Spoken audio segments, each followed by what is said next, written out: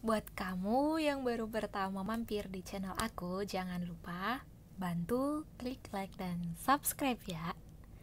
Terima kasih. Nah, kali ini kita mau bahas tentang hewan kodok. Apa sih yang menarik dari seekor kodok? Nah, di sini akan kita bahas yang paling menarik. Kenapa aku pilih tentang kodok? Karena kodok itu adalah hewan berdarah dingin. Nah, jujur aku baru tahu kalau ternyata kodok itu hewan yang berdarah dingin.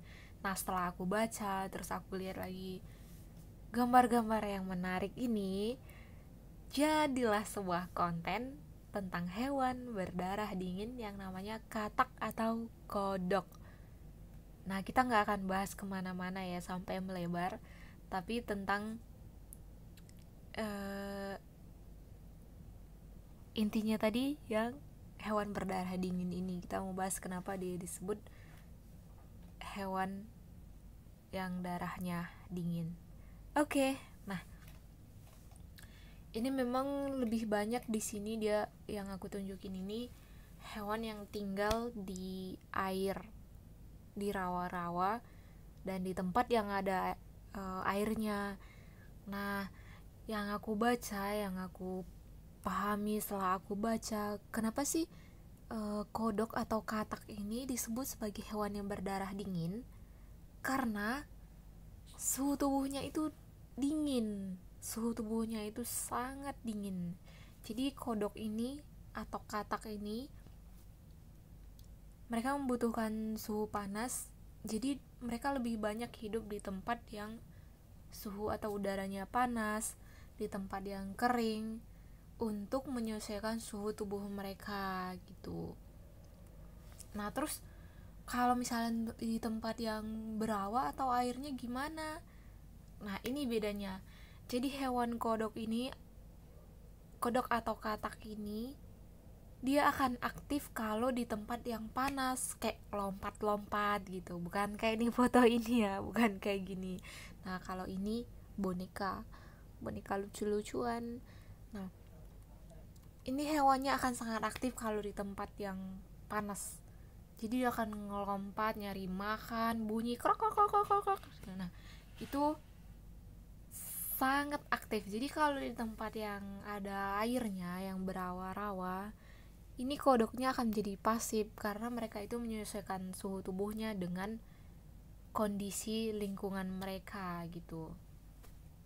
Nah, itu ya kenapa dibilang kodok ini hewan berdarah dingin, karena memang suhu badannya dingin, butuhkan suasana yang panas, dan mereka lebih banyak tinggal di daerah panas.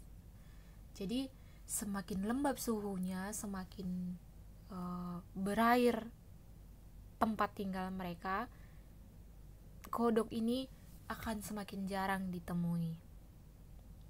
Beda kalau di tempat yang panas, ini akan banyak. Nah, mungkin sudah sangat menjawab, tapi aku akan bahas sedikit lagi. Tapi ini bukan tentang pengetahuan alam dan yang lain. Ini tentang yang cara hidupnya kodok ini, nggak sampai mendalam. Aku hanya bahas sedikit. Nah, kodok ini dia tuh kalau untuk makanannya mereka makan serangga. Jadi kalau serangga yang kayak bentuk nyamuk, terus yang kayak belalang-belalang yang berkeliaran, nah mereka akan melompat nangkap makanannya gitu. Jadi mereka akan aktif menangkap si mangsanya ini. Jadi itu untuk makanan mereka. Terus kalau mereka berkembang biak gimana sih? Mungkin kan ada yang nggak tahu nih. Itu mungkin ngeliat sekilas doang atau pernah ngeliat di kebun hewan, kebun binatang. Ada nggak ya? Saya nggak tahu. Tapi kalau pernah ngeliat tapi nggak ngerti, nah dia itu bertelur. Nah telurnya bentuknya kayak lendir-lendiran berbusa gitu. Biasanya dia naroknya di tempat yang berair sampai nanti menjadi reptil atau amfibi yang baru. Jadi anak-anak kodok yang baru. Nah,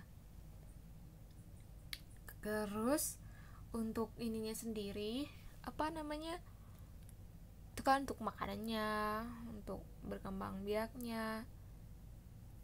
Dan satu lagi, ini yang paling penting sih sebenarnya.